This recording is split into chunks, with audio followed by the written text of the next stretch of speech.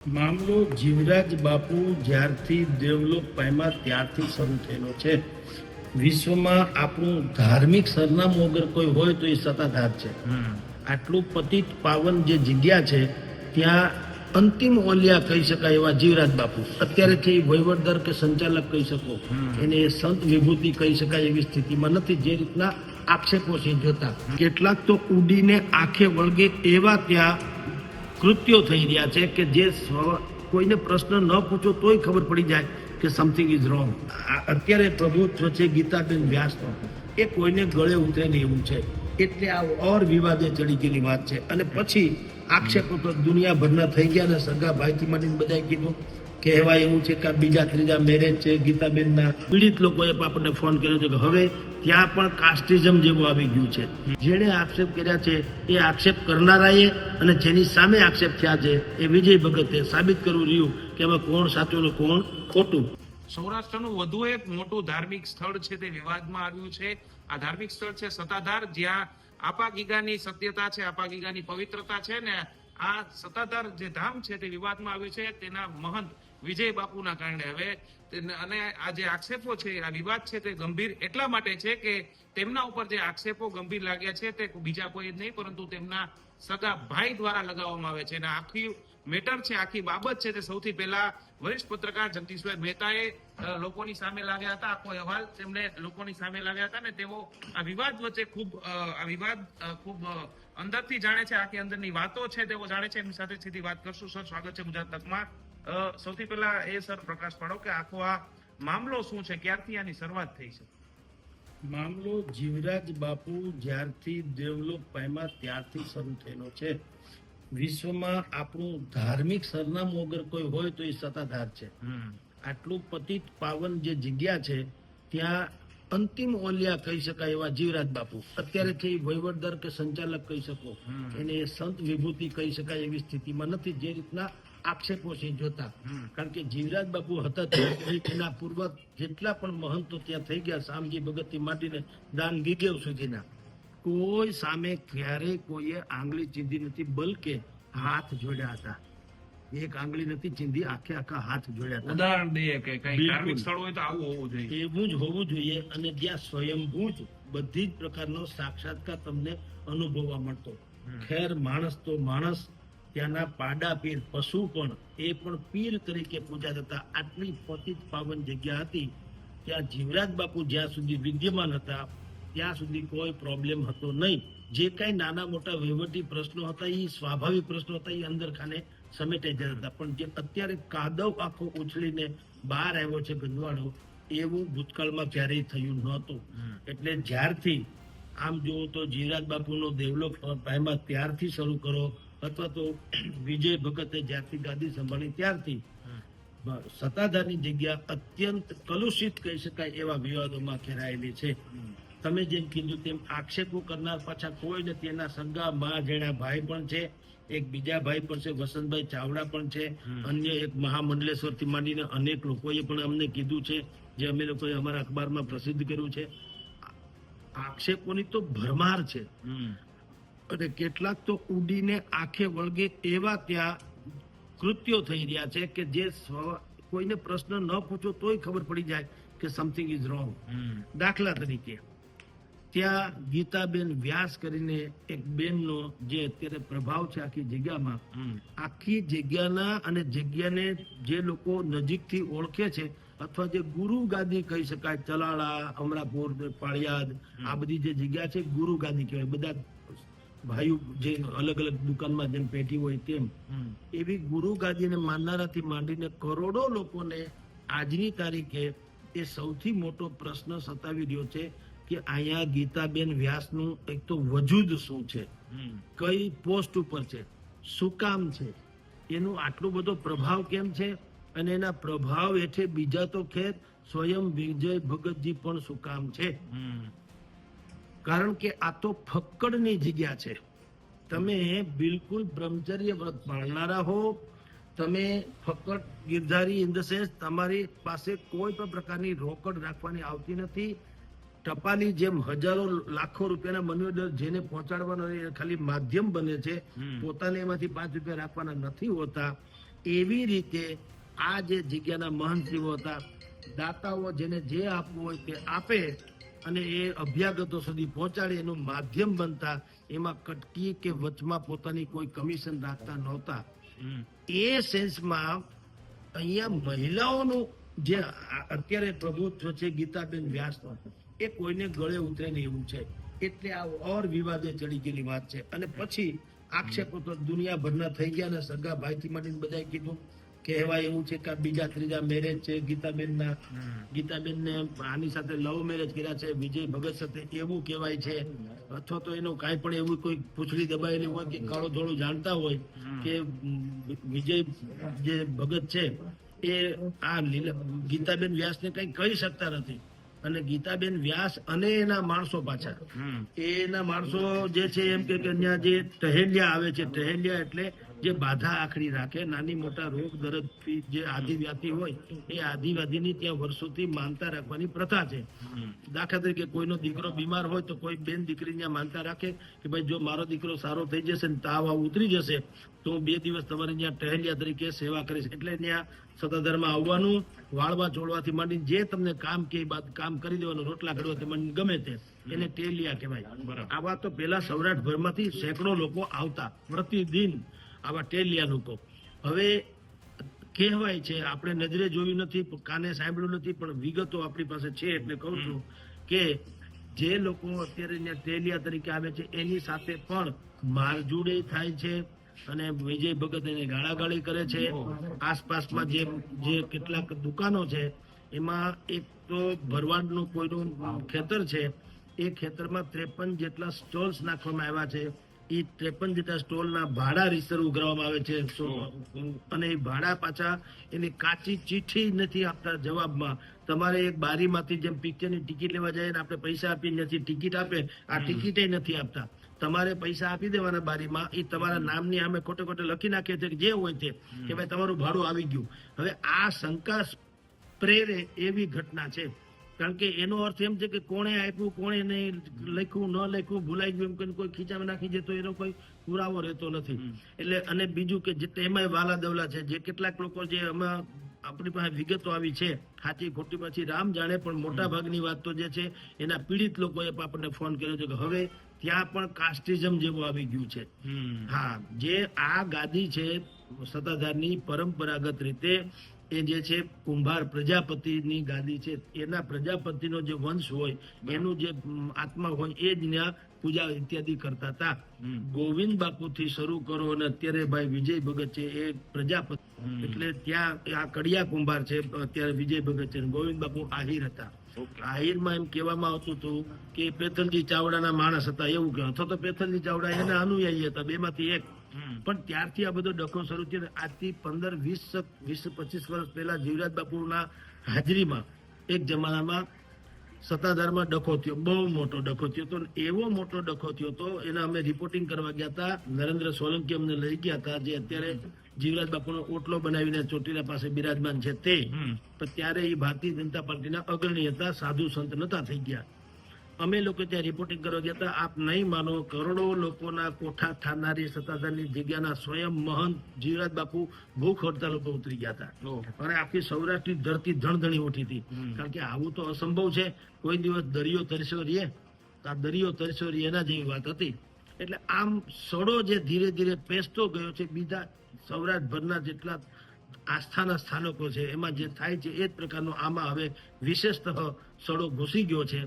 અને હવે એનું કોઈ પણ ભોગે એનું શુદ્ધિકરણ કરે છૂટકો છે. યા તો અગ્નિ પરીક્ષામાંથી વિજય ભગત બહાર આવે, કારણ કે આ બધા જે આક્ષેપો છે એ પુરવાર થયેલી વાત નથી.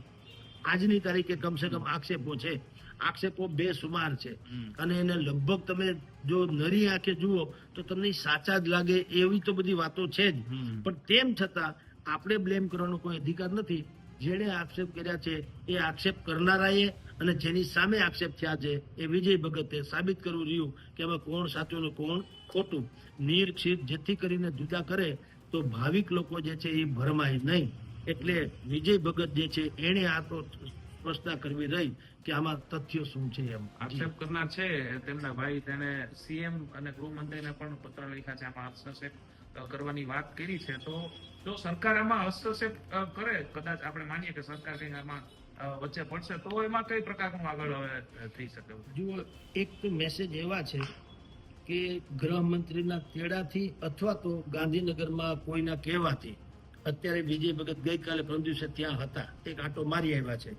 એટલે સરકારે તો ટૂંકમાં પહેલ શરૂ કરી હોવાનું જાણવા મળે છે. ગૃહમંત્રી તરફથી વાત કરવામાં નથી આવી, પણ અહીંથી આપણને વિગત મળી છે કે અત્યારે ગાંધીનગર ગયા છે, નહીં ગયા હતા ગાંધીનગર વિજય ભગતસિંહ.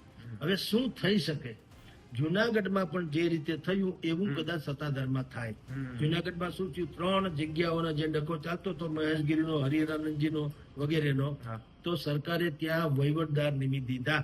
એટલે જાન છૂટી, હાલ તુરંત, એને બ્રેક કહેવાય, આમ ઇન્ટરવલ. એ વહીવટદાર નિમી દીધા એટલે બધું સાધન સુધી થઈ જતી નથી, કારણ કે એ તો અધિકારી વર્ગ આવે. હવે અધિકારી કોઈ સાધક નથી હોતા, એ સિદ્ધે નથી હોતા.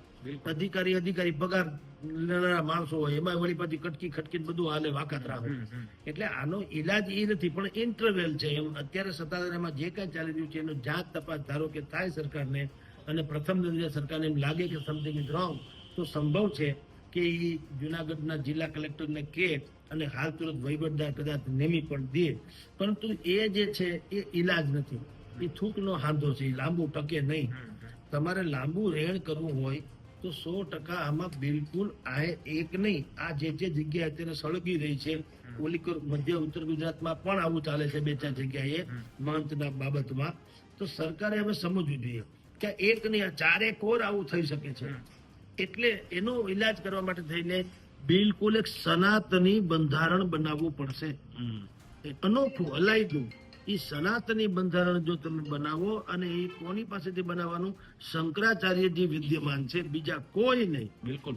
આપણા દેશમાં ખરા અર્થમાં ધર્મના 4 સ્તંભ છે, 1, 2, 3, 4, ચારેય દિશાઓમાં એક શંકરાચાર્ય હતા, જે લોકો આપણને ધર્મનું સાચું જ્ઞાન આપતા હતા, નિર્ભેળ. અત્યારે જે આપે છે લોલીપોપ જેવું નહીં. તો એ શંકરાચાર્યની માર્ગદર્શન હેઠળ એક સમિતિ બનાવવી જોઈએ. એના હેડ ઓફ ધ ડિપાર્ટમેન્ટ તમે કહો તો શંકરાચાર્ય જ રહે, અને એને કહો કે ભાઈ સનાતન ધર્મની રક્ષા કાજે પાઠ પૂજા કરવા પૂજારી, મહંત, જે કોઈ તમે કહો ઇત્યાદિ, એની રચના માટે થઈને કોઈ એક આચાર સંહિતા ઘડી કાઢે કે આવું પવિત્ર ખોળ્યું હોય એને જ આ લાયક બનવી જોઈએ ગાદી.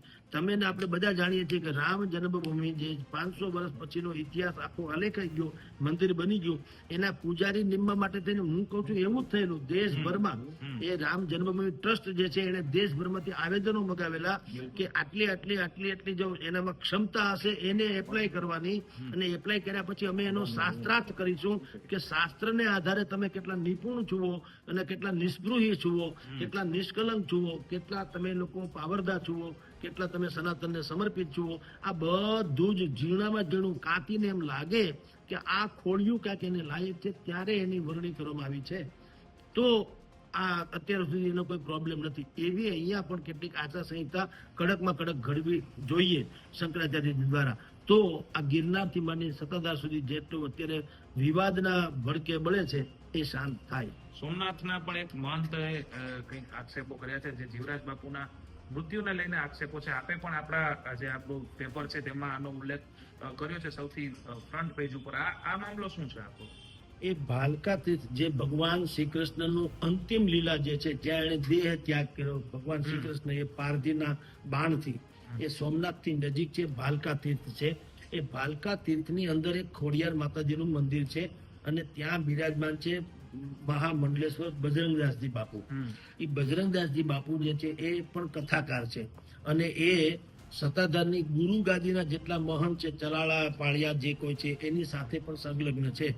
જીવરાજ બાપુ જ્યારથી બીમાર પડ્યા હતા, છેલ્લા 2-3 વર્ષથી બીમાર બહુ રહ્યા, બીમાર રહ્યા ત્યારે ચલાળાના મહંતથી માંડીને આ હું કહું છું મહામંડલેશ્વર બજરંગદાસજી બાપુ, આ બધા જ લોકો ત્યાં ગયા હતા ખબર અંતર પૂછવા બાપુની. પણ એ બધાનો અનુભવ એક જે છે ચોંકાવનારો છે. અનુભવ એવો છે કે એને એક તો ગેટમાં ગરબા દેતા નતા, પેલા તો સત્તાધારના દરવાજામાં એને દરવાજામાં રોકી રાખવામાં આવે, ગાડી અલગ જગ્યાએ પાર્ક કરવાનું કહેવામાં આવે, અને સંતો મહંતોને કહી દે હાથ જોડીને કે પહેલી વાત તો ઈ બાપુ બહુ બીમાર છે એટલે મોટા ભાગે તો દર્શન દેશે નહીં, તમારે એનો આગ્રહ રાખવો જોઈએ નહીં, તમારે જે પૂછ્યું અમને પૂછી લો, અમે તમને કહી દઈએ. પણ માની લો કે ચરાળાના મહંત છે, પાળિયાદના મહંત છે, એને આવી રીતે કહી શકાય એમ નથી, કારણ કે એનો રૂતબો પણ બહુ મોટો છે. બિલકુલ. એટલે એવા સંજોગોમાં શું કરે, એને લઈ જાય, પણ એમાં વિજય ભગતજીના 2-4 માણસો એની સાથે લે, એકાંતમાં નહીં. અને એ કોઈ પણ પ્રકારનો વાત વિચાર જે કરી ન શકે જીવરાજ બાપુ સાથે, એની ખાસ કાળજી રાખવામાં આવતી હતી. જે રીતે આઈસીયુમાં કોઈ લોકો હોય, યા તો જે રીતે ઓલા કાચની પેટીમાં નાનું બાળક જન્મેને રાખે, તમારે જોઈ શકાય, વાત ના કરી શકાય, એવી રીતે જીવરાજ બાપુને એને છેલ્લા 1.5-2 વર્ષમાં આઈસીયુમાં આઇસોલેટ કહી શકાય એવી રીતે રાખવામાં આવ્યા હતા. આ બધાનો એવો અનુભવ છે, એ લોકોએ કરેલી વાતો છે કે ભાઈ અમને પૂછવાય નથી કેમ છો કેમ નહીં, એમ નહીં, દૂરથી ખાલી વંદન કરી લ્યો એટલું જ થાય.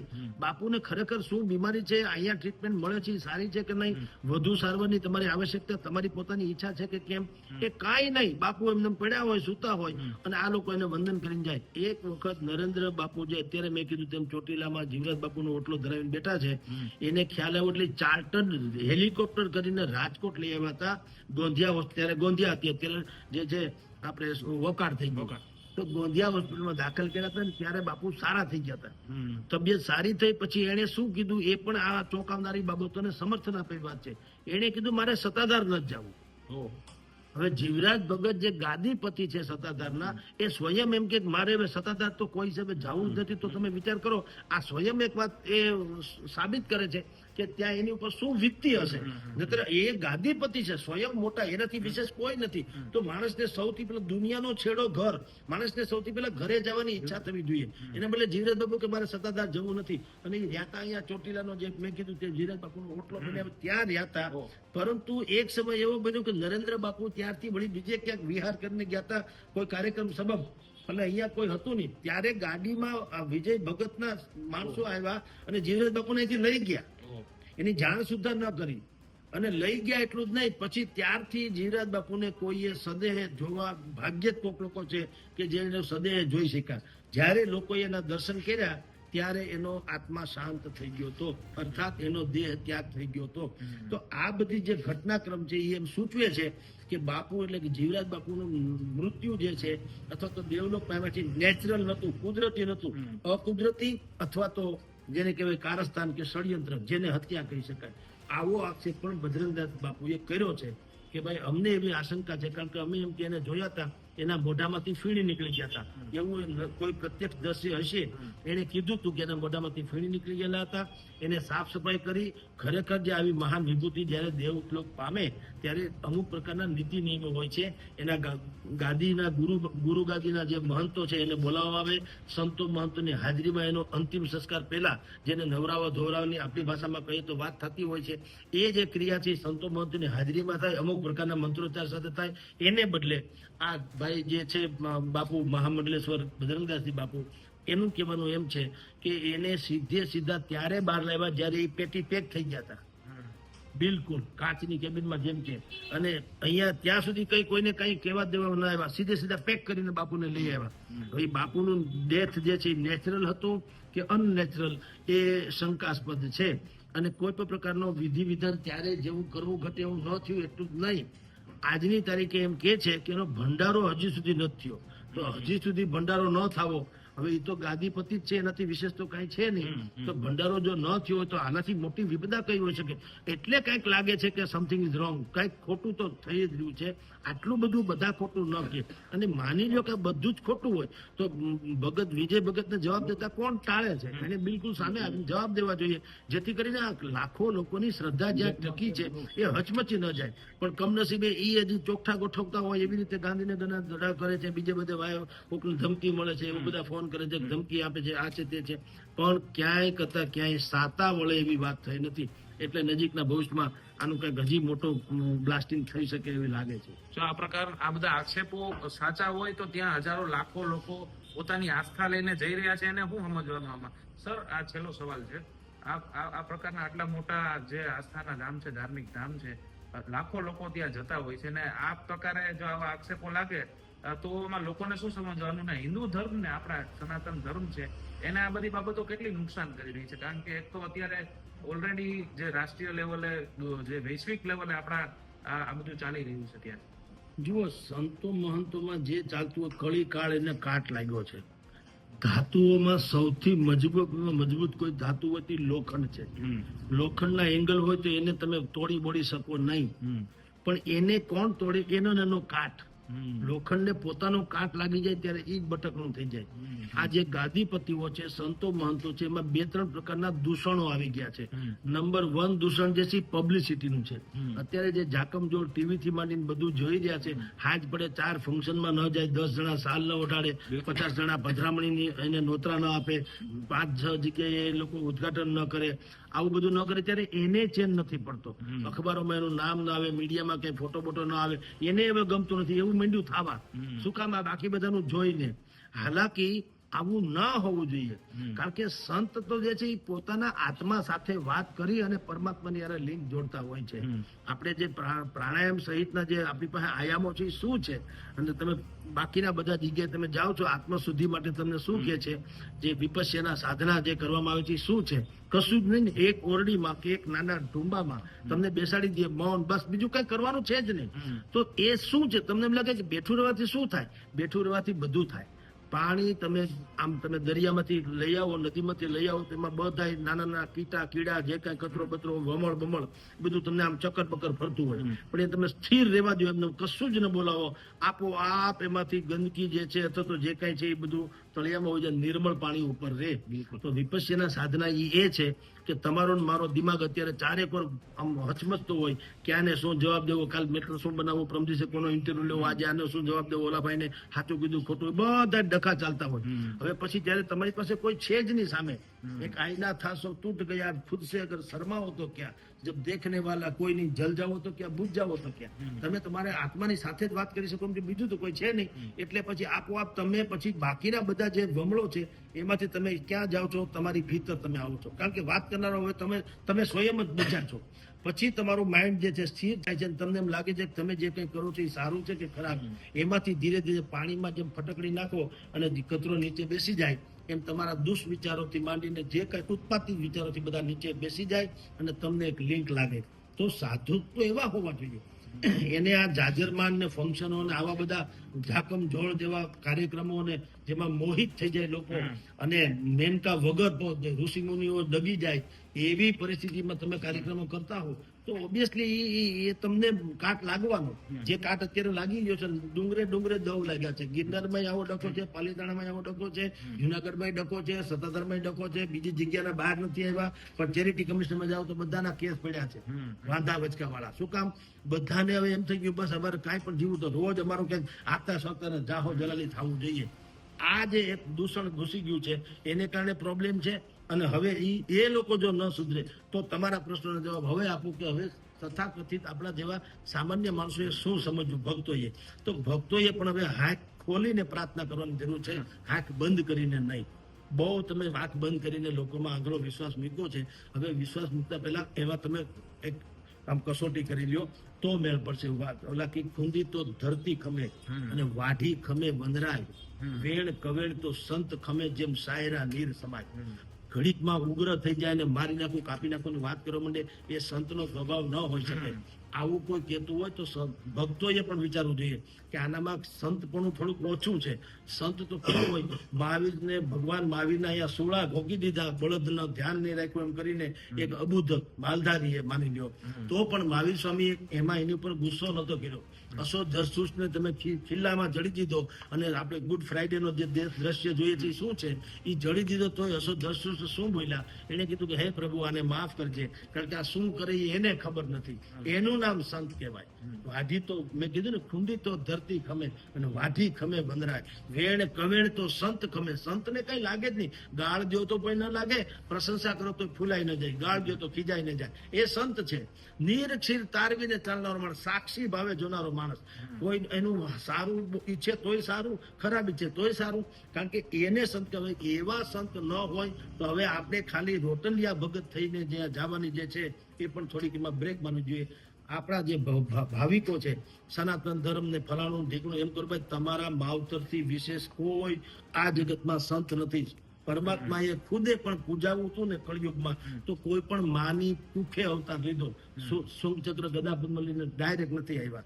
એનો અર્થ એમ છે કે ઈશ્વરથી પગર કોઈ મોટું તમારી પાસે પાત્ર હોતી, માં છે, બાપ છે તમારા, તો એને તમે પૂજો. એવી રીતના તમને લાગે કે આ મૂર્તિ એને લાયક છે પૂજવાને. એવા છે પાછા જુનાગઢમાં અનેકો સંતો મહંતો છે. આપણી બજારમાં આપણે જોઈએ છીએ અહીંયા સંસારમાં, એમાંય આપણી પાસે છે. સ્વામી સચ્ચિદાનંદ મહારાજ છે, તમે જુઓ, ધર્મબંધુજી છે, અનેકો છે જેના નામ કેટલાના લે કેટલાના નહીં. તો એવી વિભૂતિઓ હોય તો વાંધો નથી, પણ હવે કસોટી કર્યા વગર તમારે પણ એમ કે આંધળી ભક્તિ કરવી એ જરાક ઉચિત નથી. કમસે કમ હવે ઉઘાડી આંખે તમે જે છે એ ભક્તિ કરશો તો તમે ઓછા છેતરાશો. ખૂબ ખૂબ આભાર સર આ વિવાદની વિસ્તારપૂર્વક વાત કરવા માટે. તો સતનો આધાર કહેવાતો એવું સત્તાધાર છે તે વિવાદમાં આવ્યું છે ને હવે આવનારા સમયમાં જેમની ઉપર જે આક્ષેપ લાગ્યા છે વિજય બાપુ, તે કયા પ્રકારના કોઈ ખુલાસા કરે કે છે કે કેમ તે જોવું મહત્વનું રહેશે. પોતાના બચાવમાં તે કઈ આગળ વાત લાવે છે કે કેમ તે પણ જોવું ખૂબ જ મહત્વનું રહેશે. સરકાર હવે આ બાબતે કોઈ હસ્તક્ષેપ કરે છે કે નહીં તે પણ હવે આવનારા સમયમાં જોવાનું રહેશે. રોનક મજીઠિયા, ગુજરાત તક, રાજકોટ.